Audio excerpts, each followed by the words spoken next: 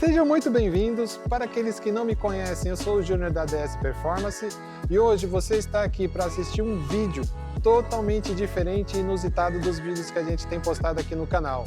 E para explicar um pouquinho mais do que está acontecendo aqui, vou pedir para o Gabriel tirar o zoom. Essas caixas gigantescas que vocês estão vendo aqui se tratam de um body kit, vamos lá,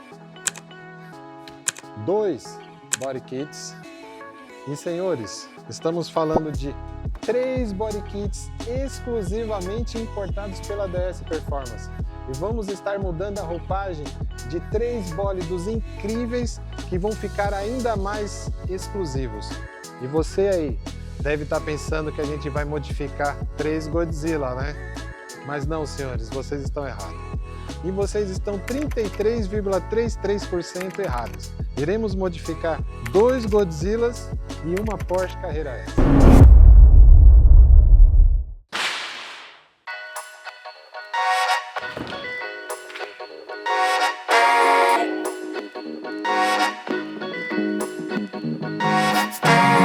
Aqui ao fundo temos toda a equipe da DS que está 100% focada e muito feliz por estar abrindo essas caixas gigantescas.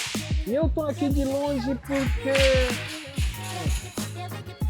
me colocaram de castigo. Falaram que eu não posso nem chegar perto dessas caixas aí, que somente eles vão se divertir. E eu não queria mesmo abrir essas caixas.